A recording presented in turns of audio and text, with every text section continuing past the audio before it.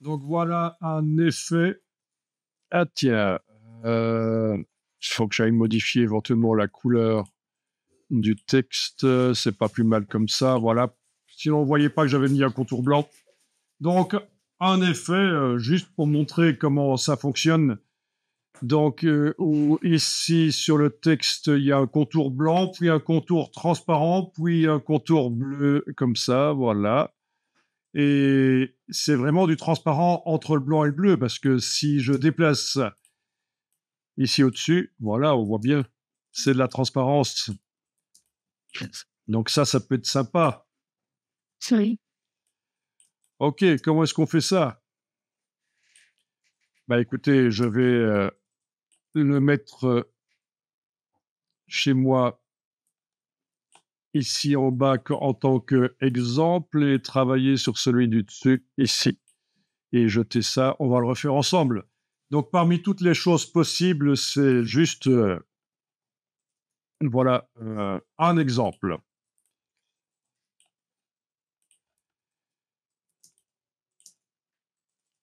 Donc, vous avez votre calque de texte qui est activé. Vous allez dans le bas de la palette des calques sur le petit FX et vous allez ajouter un contour. Voilà. Donc, le contour, je vais le positionner à l'extérieur. C'est surtout important pour un contour épais, comme celui-ci par exemple. Parce que s'il est mis à l'intérieur, bah, il recouvre tout, ou alors s'il n'est pas tellement épais que ça, il modifie le dessin de la police, ça fait des choses bizarres comme ça. C'est pas terrible. Ou s'il est même mis au centre, à cheval sur le bord, c'est le même combat, ça fait des choses bizarres. Donc, dans ce cas-ci, extérieur, voilà. Donc, vous le mettez quand même assez épais. Et Ah, non, non, pas les barres de texte. au niveau de la couleur, choisissez du bleu, c'est bien. Voilà. C'est ça. Pour faire un peu ce qu'on a dans le modèle d'en bas, quoi. Bah, juste comme ça. Ok, ok. À partir de là, vous avez en dessous du calque ici le fait qu'il y a un effet qui a été mis sur le calque. Et donc, ça ne fonctionnera pas seulement sur du texte, ça peut marcher aussi sur des vecteurs que vous amenez dans Photoshop ou des pixels, des dessins. On verra. On fera un test, on ira chercher quelque chose sur le web, peut-être un petit motif celtique en deux versions, version vectorielle, version pixel, et on verra ce qui se passe si on applique l'effet spécial sur le motif celtique. Est-ce que les Celtes vont sortir de terre avec leurs glaives pour nous poursuivre? Sans doute, parce que ce sera tellement moche ce qu'on a fait. Arrêtez vos bêtises. Ok, est-ce que tout le monde est arrivé à faire ça? Oui. Bien. Donc, vous avez dans ce cas-là la possibilité de contracter ou rétracter ou détracter. Voilà, de montrer ou pas les effets spéciaux. Ok, et donc pour retourner dans les effets spéciaux, une possibilité, c'est soit le petit FX ici, les options de fusion, soit le double clic sur le mot effet. Donc on arrive dans les options de fusion qui sont historiquement les seuls effets spéciaux qui existaient et ils sont encore de nos jours super intéressants, les options de fusion. Mais ce qui nous intéresse, c'est le contour et plus particulièrement, dans ce cas-ci, d'ajouter un deuxième contour. Donc vous allez cliquer sur le signe plus et voilà un deuxième contour. Donc, je vais lui donner une couleur différente pour bien le différencier, voilà. Et le faire plus petit. On est très tendance 2025, là. Enfin. Mais alors, ce qui est intéressant, c'est la possibilité de diminuer son opacité de ce contour qui est là au-dessus et qui est plus petit que l'autre. L'opacité, 0%. Et voilà, on a un trou. Si vous avez décoché l'option surimpression. Voilà. Donc ça, c'est important, c'est un détail, mais voilà.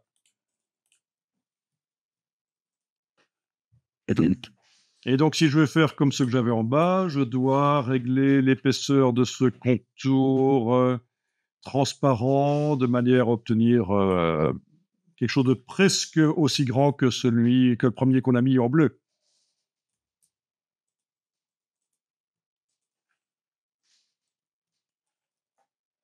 Ensuite, on va ajouter un troisième contour avec le signe plus, et ce troisième contour va être petit et blanc, puisqu'on suit le modèle qu'on a fait.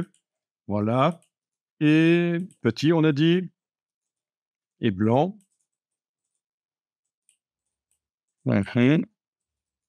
Et opacité 100%, où il faut remonter l'opacité pour le voir. Voilà. Avec surimpression, décoché. Voilà. Après, il faut aller régler chaque contour pour obtenir l'effet que vous voulez exactement au niveau des épaisseurs.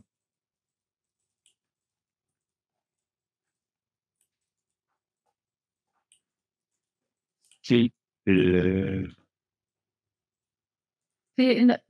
surimpression, ça sert à quoi? Mais surimpression, c'est les fusions, en fait. Hein. Voilà. Les fusions, c'est difficile d'expliquer ici. Il faudrait un exemple où ça sert vraiment, mais donc difficile de répondre directement là. Bah, peut-être un nettoyant. Ouais. Mais non. Il faudrait que je prépare ça pour montrer dans quel cas. Ben, vous avez vu dans quel cas c'est intéressant de le décocher. Voilà.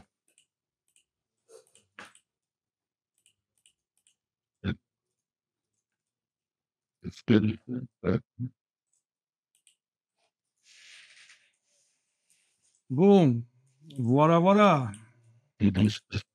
Bien, donc le premier calque, je vais le jeter ici parce que c'était juste l'exemple. Voilà donc ce que vous devez obtenir. À peu près. Donc les modes de fusion ici, pour les contours, ils sont tous en mode normal. Voilà, normal.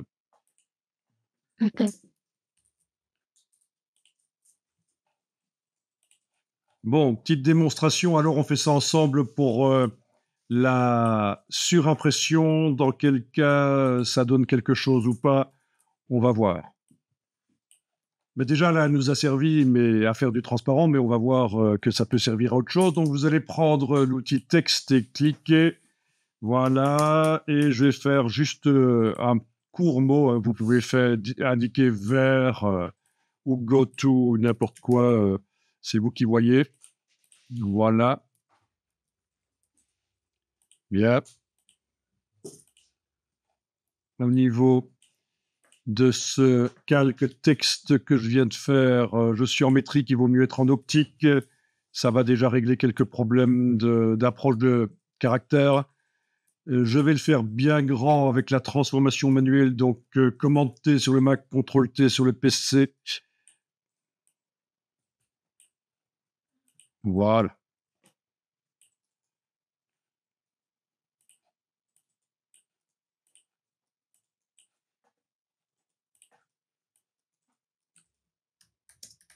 Vous avez donc un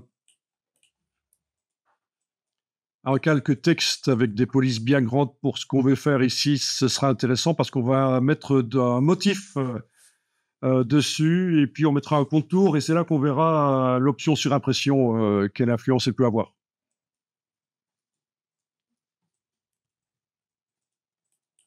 Donc, sur le calque texte ici, on va aller entrer dans les effets spéciaux via la porte option de fusion.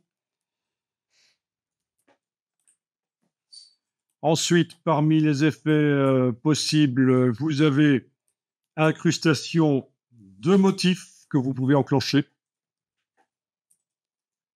Là, vous avez le choix du motif, c'est la palette motifs avec des choses que vous avez peut-être créées vous-même dans Photoshop. À un certain moment, ça apparaîtra. Des motifs que vous avez créés vous-même ou des motifs qui sont livrés avec Photoshop. Donc ici, je vais mettre par exemple de l'eau. On a l'échelle de l'eau.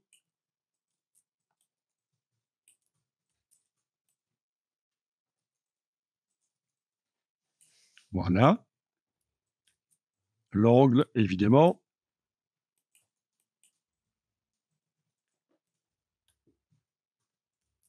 Bon, donc ça, c'est un motif. Soit ceux livrés par Photoshop, soit des motifs que j'ai été chercher sur le web, soit des motifs que j'ai fait moi-même dans Photoshop avec le générateur de motifs. Donc les trois sont possibles. Bon, là, je vais activer un des contours. Voilà. Et ici, je vais dire que plutôt que de se mettre à l'extérieur, il doit se mettre à l'intérieur. Donc il va déborder sur le caractère et je vais quand même le mettre un peu moins large. Voilà. La couleur du contour, on peut la choisir, bien sûr. OK. Bien. L'opacité aussi, voilà.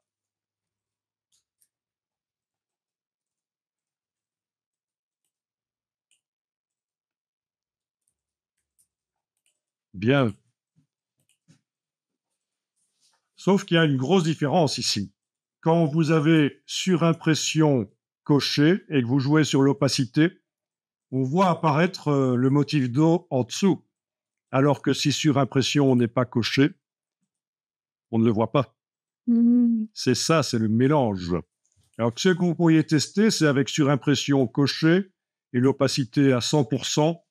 C'est d'autres types d'opacité, c'est les modes de fusion. Par exemple, je vais en produit. Voilà. Et je teste, je peux voyager dans le menu et malheureusement, ici, c'est pas interactif. Il faut vraiment que je sélectionne et que je regarde ce que ça donne.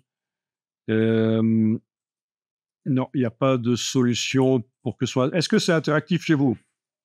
Quand vous passez de l'un à l'autre dans le menu, est-ce que ça calcule suivant celui sur lequel vous êtes? Pas vraiment, dommage, hein.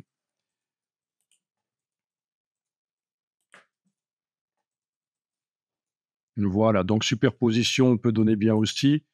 Produit, incrustation, tout ça peut être intéressant. Mais donc, si surimpression est décoché, ça ne marche pas. Voilà, donc ça répond à ta question. Tu vois, j'ai fait un effort, moi. C'est ça, c'est mettre Ouais, ok, intéressant. Kitsch, mais intéressant.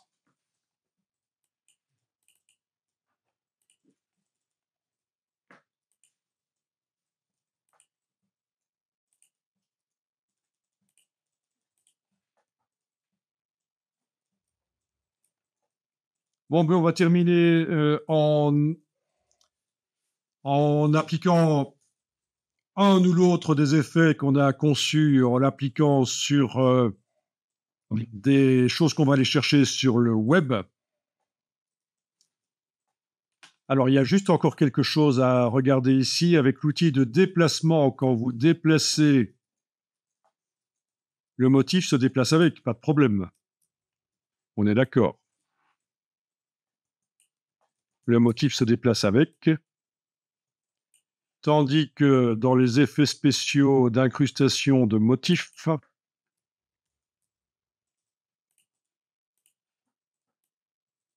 Là, le motif ne se déplace pas avec. Vous voyez? Le motif reste en place. Il est fixe. C'est le texte qui se déplace. Eh bien, dans ce cas-là, c'est juste parce que dans incrustation de motifs, j'ai décoché lié au calque. Donc, à vous de voir ce que vous voulez faire. Ça dépend de ce qu'on veut faire. Est-ce que le motif doit bouger avec le calque ou pas? Voilà. Bon, ça, c'est une première approche donc des effets spéciaux. Ok, je vais mettre à jour le fichier enregistré. Voilà. Exceptionnellement, vu que c'est un fichier lourd, je n'enregistre pas toujours sous un nom différent. Alors, pour pouvoir appliquer ça sur d'autres choses, eh bien, il faut les stocker en tant que style graphique. Donc, menu fenêtre style. Donc, en ayant le calque à sélectionner, activé comme ça, tout simplement, je vais ici, dans la palette style graphique, dans le bas, cliquer sur le signe plus, et ça me demande d'ajouter, voilà, avec les effets de calque, donc les effets spéciaux qu'on a mis, évidemment, le contour, parce que, voilà, si on décoche, en fait, ça va pas le faire. Le style graphique, les effets de calque, attendez un peu, les effets de calque, oui, ok. Les options de fusion, on n'en a pas mis. La bibliothèque en ligne, pourquoi pas. Vous donnez le nom que vous voulez. Est-ce que vous pouvez juste réexpliquer comment vous êtes arrivé là? J'ai pas su. Ok. Donc, menu fenêtre style, le calque de texte était activé, j'ai cliqué sur le signe plus, il s'est ajouté là. Je fais la même chose pour l'autre calque, je l'active, je clique sur le signe plus, voilà. Vous donnez le nom que vous voulez. Voilà. Et à un certain moment, ça peut être intéressant de créer un dossier ici. Un dossier.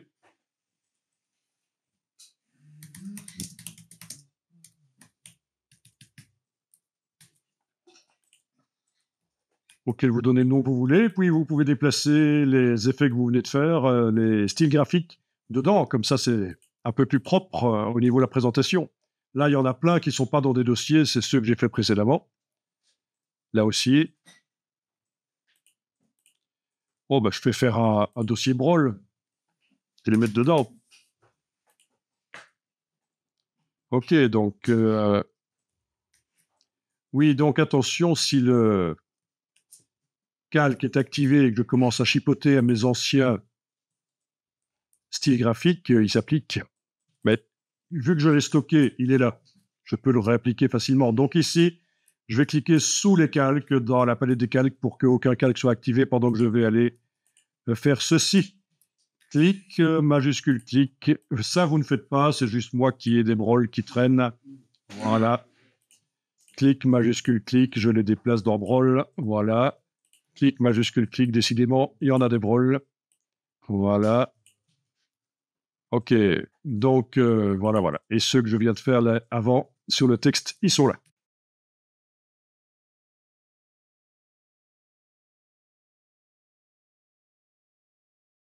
Si je vais modifier le contour, la couleur de contour, laquelle, celui du bas par exemple, voilà.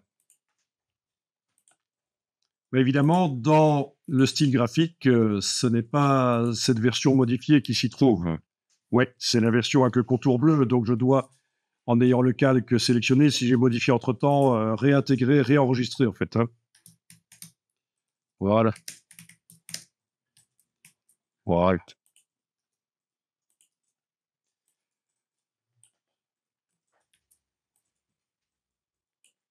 Ok, on est d'accord. Et là, je peux même tester les deux versions rapidement. En cliquant sur l'un ou l'autre, évidemment.